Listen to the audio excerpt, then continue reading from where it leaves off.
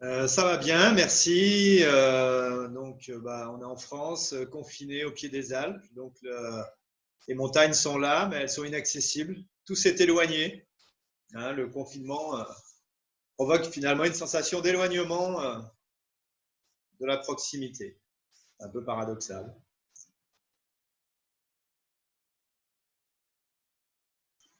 Un effondrement, c'est peut-être un peu trop tôt pour le dire. En tout cas, ce qui est certain, c'est qu'en quelques jours, tout s'est arrêté dans le secteur touristique. Les avions se sont posés, les bateaux de croisière sont restés au port. Il est devenu impossible d'acheter un billet de train, donc les déplacements sont devenus impossibles. Et l'industrie touristique, en quelques jours, a montré sa vulnérabilité. Une vulnérabilité que personne n'avait prévue, vraiment. L'Organisation mondiale du tourisme ne l'avait pas prévu, personne, je crois, ne l'avait prévu chez les professionnels du secteur. Donc c'est une surprise générale. Il est vrai que intrinsèquement, l'économie du tourisme, je l'ai souvent dit, est fragile parce qu'elle dépend de flux qui sont extérieurs au territoire d'accueil. Donc il suffit qu'advienne un événement lié à la sécurité du pays, lié à un chamboulement géopolitique pour que tout s'arrête ou tout soit contrarié, que ces flux-là soient contrariés. Mais à une telle échelle, en aussi peu de temps, on n'avait jamais vu ça. Et je crois que ça mérite qu'on s'y arrête et qu'on y réfléchisse sérieusement sur notamment ce qui adviendra après le confinement. Ça n'est pas certain. D'abord, il va falloir attendre que les frontières se réouvrent, parce qu'aujourd'hui, on peut dire qu'elles se sont cadenassées. Donc, il va falloir qu'elles se réouvrent. Elles ne vont probablement pas se réouvrir toutes en même temps, parce que la pandémie va circuler.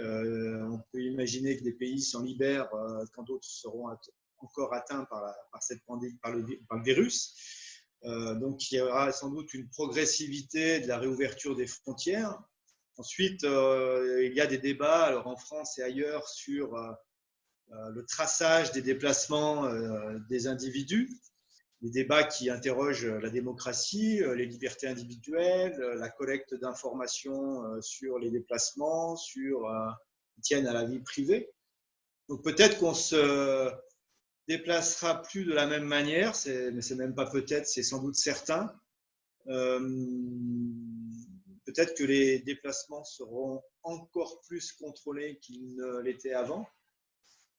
Et puis, il y a cette méfiance, finalement, il y a cette méfiance des relations interpersonnelles, cette méfiance liée à la contamination, dont on ne sait pas trop ce qu'elle adviendra dans le futur.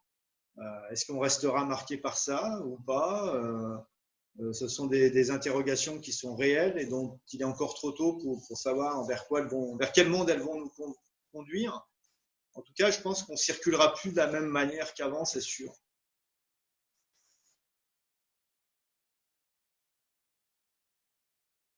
Alors, c'est un besoin, c'est un désir, c'est une pulsion presque qui remonte à loin. Je pense que les hommes se sont toujours déplacés. Il y a toujours eu des individus qui sont allés en éclaireur trouver d'autres territoires. Mais souvent, c'était des sociétés localisées malgré tout dans l'espace, dans le temps, et puis c'était des catégories de population qui circulaient, des marchands, des pèlerins, des nomades. Et puis, au fil du temps, il y a eu je vais aller vite, mais il y a eu la révolution industrielle. Euh, il y a eu le cantonnement important de population qui est devenu une main-d'œuvre employée dans les usines. Euh, cette main-d'œuvre a travaillé beaucoup, a lutté à un moment donné de son histoire pour obtenir du temps libre, pour recomposer la force de travail, pour reprendre des forces. Et puis ce temps libre a posé des questions, c'est qu'est-ce qu'on allait en faire, qu'est-ce que les gens allaient en faire de ces plages de temps libérées du travail. Et la question des loisirs s'est posée. progressivement, au fur et à mesure que le capitalisme se développait, le capitalisme a pris en charge l'organisation de ces loisirs et a commencé à proposer le déplacement d'agrément, c'est-à-dire se déplacer pour le plaisir, est devenu une manière d'occuper ce temps libre. C'est important parce que de préciser que ça n'a pas toujours existé. Ça dépend de conditions techniques, technologiques particulières, comme par exemple le moteur à explosion qui a permis de se déplacer sans fatigue excessive. C'est aussi l'avènement, alors là je vais très vite, des nouvelles technologies de l'information et de la communication qui ont permis d'alléger la charge psychologique liée au déplacement, parce que se déplacer, ça consistait, j'ai envie de dire, à s'éloigner, donc à s'éloigner de son village, à s'éloigner de sa famille, à s'éloigner de ses proches, et à s'exposer à ce qui advenait.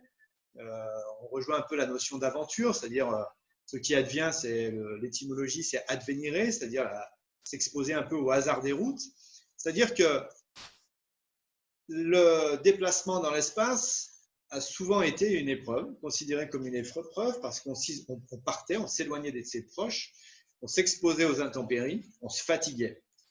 Pour que le tourisme puisse se développer à tel point jusqu'à devenir un secteur industriel aussi important qu'il l'est, devrais-je parler au passé, j'en sais rien, qu'il l'était ou qu'il l'est encore aujourd'hui, il a fallu aseptiser, sécuriser, aménager la réalité pour en faire un ensemble de lieux accessibles pour arriver à une situation où aujourd'hui, est-ce qu'il reste encore des choses à explorer? On peut en douter. Des territoires à explorer, on peut en douter. Des peuples à découvrir, sûrement pas. Si bien que la Terre est devenue ronde, c'est-à-dire qu'elle est devenue accessible. Et finalement, on sait aujourd'hui que dès lors qu'on s'éloigne, eh bien, on se rapproche aussi de son point d'origine. Et finalement, l'industrie touristique a recouvert la Terre entière. Alors, moi, je critique cette industrie-là parce que je pense qu'il y avait au départ quelque chose dans le fait de se déplacer qui était une démarche de connaissance, d'exploration, mais plus au sens philosophique du terme qu'au sens, au sens géopolitique de conquête, où il y avait quelque chose d'intéressant. Il y avait une dimension initiatique dans le fait de se déplacer. Et je crois que l'industrie, à force de vouloir faire partir tout le monde partout, moyennant finance, car il faut aussi préciser que le tourisme, c'est quoi? C'est un acte marchand qui est un pur produit du capitalisme, qui nécessite donc des infrastructures qui sont destructrices des sociétés, des territoires, des écosystèmes, et tout ça aussi pour y substituer des galeries commerciales à ciel ouvert. Hein, je caricature un peu, mais c'est quand même bien souvent ça. Pour en arriver là, il a fallu coloniser l'ensemble de la réalité. Et c'est cette colonisation-là qui, me semble-t-il, doit être remise en question parce qu'elle est en train de tuer une dimension, la dimension d'évasion qui était, me semble-t-il, importante et intéressante dans le fait de se déplacer.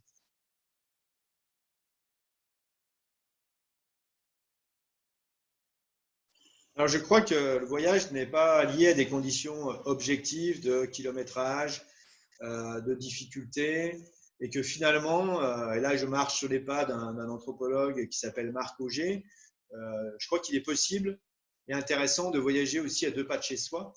Un grand écrivain voyageur pour lequel j'ai beaucoup de respect et qui, me semblait-il, surpasse un peu tous les autres, c'est Nicolas Bouvier. Il expliquait que le voyage commence sur le pas de sa porte. Je crois qu'aujourd'hui, on est dans un monde où les dimensions de l'ici et de l'ailleurs ont été chamboulées par la mondialisation, hein, d'ailleurs. Et finalement, il y a aussi de l'inconnu à proximité. Nous nous sommes éloignés de plus en plus de ce qu'on appelle la nature. Et je crois que le voyage pourrait être un moyen de se reconnecter avec l'ensemble du vivant. Et ça, on n'a pas forcément besoin d'aller très loin pour redécouvrir des espaces de proximité qui nous permettent d'établir un rapport un peu différent à la réalité. Ensuite, comme je le disais, le réel a été tellement aménagé à des fins touristiques que l'accessibilité objective géographique, elle est un peu partout. Et là où peut-être je reprends la question à rebours, c'est que je crois aussi qu'il faut, d'une certaine manière, arriver à désaménager le monde. C'est-à-dire arrêter de tout vouloir rendre accessible pour qu'on puisse, en tout cas pour que ceux qui en éprouvent le désir, puissent aller dans des endroits, puissent y aller peu nombreux, et d'une certaine manière parce qu'ils sont mus par une motivation un peu forte. Je crois que le droit au voyage mérite d'être discuté. Je pense que derrière ça, derrière l'idée de démocratisation des voyages, il y a un usage un peu délétère du terme de démocratisation, qui est en fait qui est utilisé pour en fait masquer plutôt un accès à la consommation, c'est-à-dire à la dépense monétaire, qui à mon avis n'a rien à voir avec la démocratie, puisque je voudrais bien rappeler que la démocratie, c'est quand même la capacité pour une population de décider des décisions qui la concernent. En tout cas, de prendre des décisions qui la concernent, d'y participer. Et non pas de pouvoir tout consommer partout, n'importe comment, à n'importe quel endroit, n'importe quelle heure du jour ou de la nuit. Donc voilà, c'est une dimension accessible du voyage au sens où on n'a pas besoin d'aller loin, on n'a pas besoin d'infrastructures extrêmement développées. On peut y aller de manière simple, donc de limiter l'empreinte de nos voyages et d'y aller de manière légère, en cultivant plutôt l'art de la disparition dans l'espace plutôt que de l'affirmation de soi partout.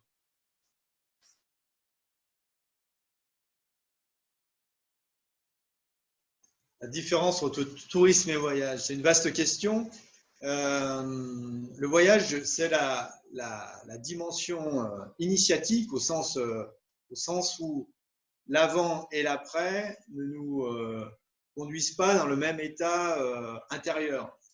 C'est-à-dire qu'il y a des voyages qui sont suffisamment significatifs pour transformer celui qui les accomplit.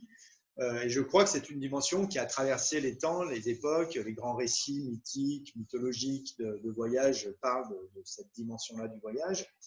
Et ça relie le voyage à une dimension de recherche de connaissances, à la fois sur le monde extérieur, mais aussi sur soi, parce que le fait de se dépayser est riche en signification, en intensité, et que ça peut remettre en cause des certitudes, et ça participe d'une démarche de connaissance qui me semble être ce qui doit être sauvé dans le voyage. Et pour cela, comme je disais tout à l'heure, on n'a pas vraiment besoin d'aller loin, on peut le faire très simplement. Ensuite, il faut rappeler aussi que le tourisme est une industrie, est devenu une industrie qui tend à anéantir cette dimension particulière, singulière, cette rareté aussi. Pour que le voyage garde un caractère exceptionnel, il faut qu'il reste rare. C'est-à-dire qu'on ne fait pas un voyage à chaque fois qu'on a un peu de temps libre.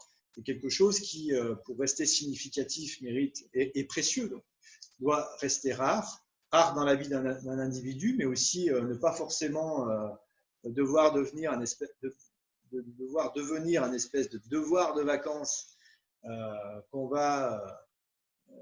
qui va devenir une espèce de conformité sociale pour toute une population qui va devoir partir en vacances. Parce qu'aujourd'hui, être en vacances ne suffit plus. Il faut bien souvent partir en vacances pour être tendance. Et il ne faut pas sous-estimer l'impact écologique de cette pratique qui, d'une part, bien souvent repose sur l'usage de technologies qui polluent. Je pense à l'avion, je pense au bateau de croisière, mais je pense aussi à la voiture, qui suppose des aménagements de l'espace, des infrastructures qui sont lourdes et qui contribuent à détruire des écosystèmes, des aéroports, des ports, des routes, des autoroutes, tout un ensemble de choses qui transforment, qui altèrent les territoires. Et cet aspect, cet impact, cette empreinte écologique du tourisme, aujourd'hui, elle se répand partout, si bien que le tourisme contribue à tuer ce dont il vit, parce que plus on vit dans des univers urbanisés, sans verdure, sans forêt, plus on a besoin, et le tourisme se nourrit aussi de ça, d'aller dehors, d'aller trouver des forêts, trouver des espaces entre guillemets vierges, et y aller en utilisant le moteur à explosion des avions, en construisant des routes pour y accéder, finalement, contribue aussi à tuer ce qu'on recherche, c'est-à-dire que l'exotisme, l'altérité est tuée par le tourisme qui la met en ordre, qui la rend accessible, qui la transforme pour la rendre accueillante dans des conditions de sécurité acceptables et vivables pour le plus grand nombre. On arrive là à une espèce d'impasse du tourisme qui est en train finalement de tuer le voyage. On arrive à une espèce d'absurdité, c'est que plus il est facile de voyager et plus il est difficile en réalité de voyager.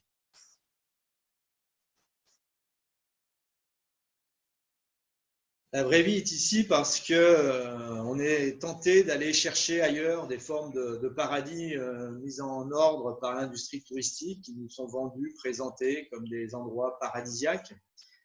Et je crois qu'il faut rappeler, y compris pour des motifs écologiques et sociétaux, que la vraie vie se déroule dans notre quotidienneté et que le fait de toujours aller chercher ailleurs quelque chose qu'on n'a pas chez soi doit nous interroger, y compris sur une dimension politique, de la manière dont on organise nos existences.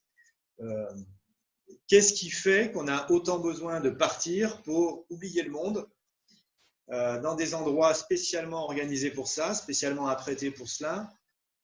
Et je crois qu'il faudrait réinvestir nos espaces de vie quotidienne, nos territoires de proximité, y compris à des fins d'exploration de cette réalité-là, de ces réalités de proximité. Et c'est pour ça que dans ce livre, j'interroge à la fois des grands voyageurs, des pionniers de la littérature de voyage, et je pense à Victor Ségalen, qui est allé loin, mais qui a posé des questions sur notamment la nature de l'exotisme. Qu'est-ce que c'est que l'exotisme?